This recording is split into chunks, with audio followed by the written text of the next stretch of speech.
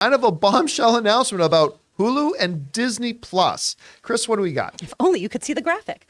Box office fan. Disney meeting was held today, and Iger confirms they are pulling in HBO Max and merging Disney Plus and Hulu. They also pointed out Hulu will also stay as a standalone app for those with the live channel plans or just want Hulu. Also note, Iger says some titles will be removed from Hulu. What titles? My guess, not owned by Disney stuff. Looks like Disney Plus is about to get more adult stuff from Hulu. All right, thanks a lot for writing that in. And listen, this is actually a very complex situation that this may have just given us a little bit more insight into. Okay, so here's the thing.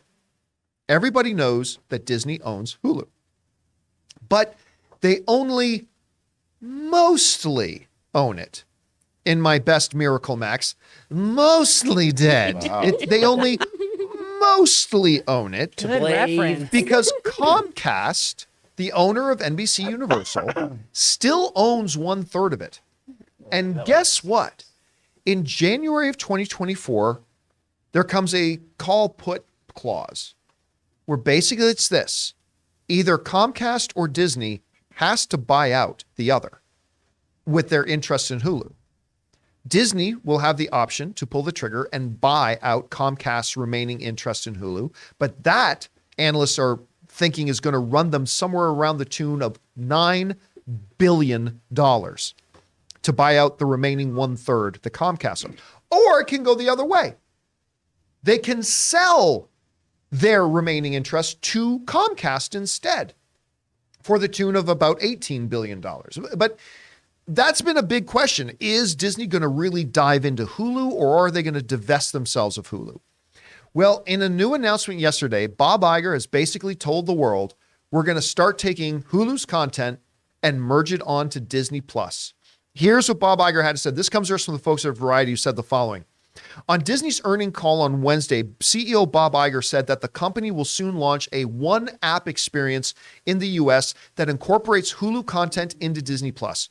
The new combined offering will launch by the end of 2023, available to customers who subscribe to both streaming services, he said.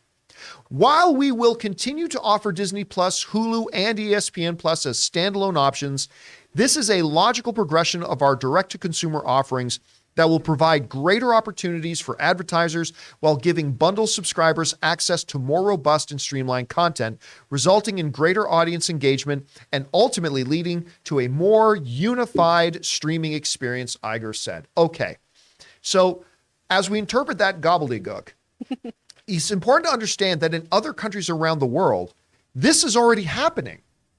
In a lot of other countries around the world, Disney just has Disney Plus, and they have this other section on it called Star or something like that. It's different from market to market.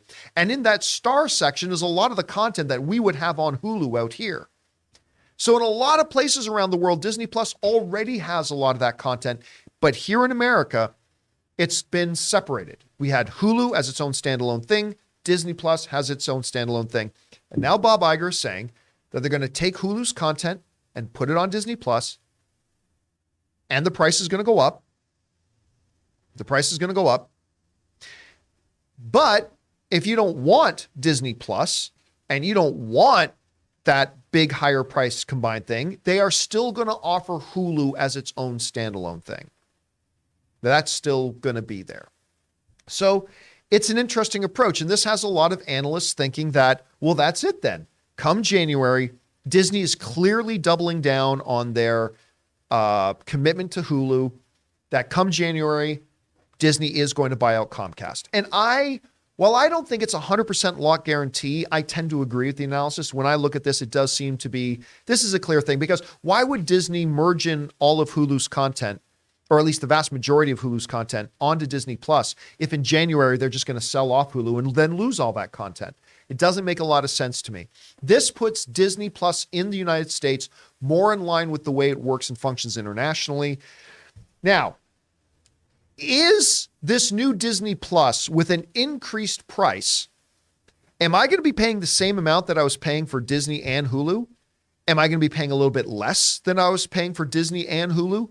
Am I going to be paying more than what I was paying for Disney and Hulu? Not sure. But I do like the fact that a lot of this content will be under one roof. Mm-hmm.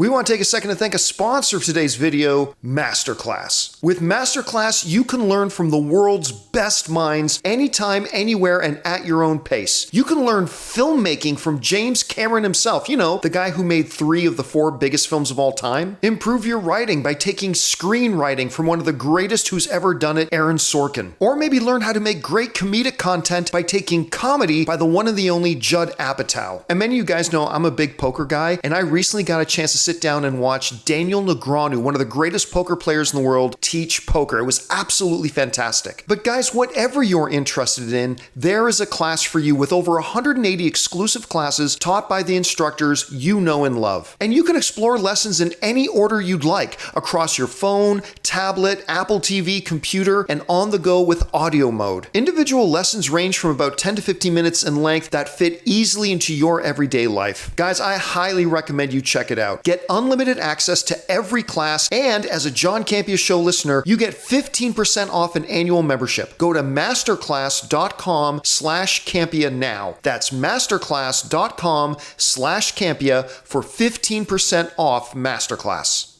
Chris, the big question for me, though, about all this is that, you know, Disney Plus has been a very safe place that parents can let their kids open up the app. Hey, listen, you start putting Sons of Anarchy on the Disney Plus, which is what's going to happen now. Teach them well and teach them young. That's right.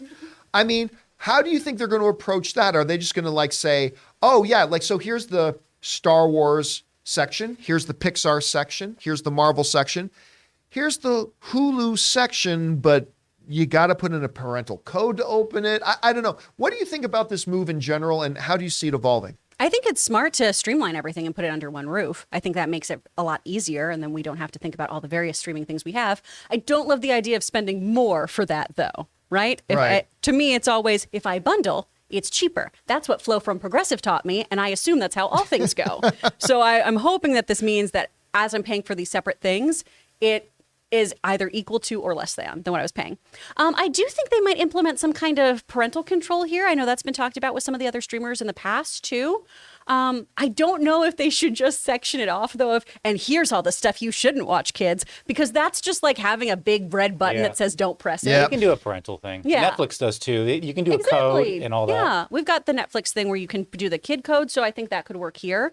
The thing that I found the most interesting, honestly, reading this article though, was just that 33% stake that Comcast has in Hulu, and how Iger is being very coy about well, we don't know if we're going to buy out. I mean, streaming is very tricky right now, and we have to see how much we want to invest and do all of this. Because at the end of this article, this is where I kind of got floored, thinking about how streaming has been often called not, a very valuable kind of thing, or at least something that people haven't gotten their returns on. The deal that they have here, where is this? Oh my goodness, I had just a second ago. I'm so sorry. There's a floor deal in here of the absolute value that Comcast would get, and it's something like 9.2 million or something, or billion. I can't remember. Billion. Yep. So, I mean, this seems like a pretty good deal for Comcast should Disney move forward with going, yeah, we want to take it. I know you didn't even have, you had a 33% stake in it. You weren't a majority shareholder, but here's several billion dollars for you. So it seems like Comcast could use it. Yeah. But here's the other tricky thing about all this. It's kind of lost in the excitement of Hulu merging its content in with Disney Plus, was that Bob Iger also mentioned that even without the merger, they were going to increase the price of Disney Plus. Even if you want Disney Plus, because they're saying, Disney Plus right now at $10.99, which is 30% more expensive than it was when it launched. At $10.99, we need to make it a little bit more expensive to make it to give some kind of differentiating aspect between it and our ad plan at $7.99. They're too close to each other. So we're going to increase the price of the no ads thing to make it that much different, which will increase the value to the people using the ad plan. The problem is that line of BS. I mean, I told everybody that when they said they're going to launch an ad program so it could be cheaper than the regular Disney Plus, I said, no, they're not. They're not going to make it cheaper. They're going to make it so they can make the other one more expensive. Because the ad-supported plan right now is what we used to pay for the regular Disney Plus. Mm-hmm. It's the old retail trick of 20% off, but they don't tell you they raised everything 25% before the sale. Exactly. Yeah, when they 20% off after they raised prices 25% the day before. That's exactly what they did here. And now what we were paying for Disney Plus for $7.99 is probably now going to be $12, $13.99, which again, I still believe when you look at everything you're getting with Disney Plus, that is a very good value. Like if you watch a lot, especially if you have a family, if you watch a lot of the Disney classics and Pixar and Star Wars and Marvel, and you got all that library available at your fingertips for 50 cents a day, even if they put it up to like $15 a month, that's still a crazy good value. The problem, of course, becomes in the streaming reality we live in that, okay, that's great. We're paying $15 for that, almost $20 for Netflix, $15 for HBO Max, $12 for my Peacock, this for that much. And it's adding up. And now we're paying way more than we ever used to pay for cable. So we're going to have to start making some choices, I guess, as consumers. Anyway, guys, question is for you.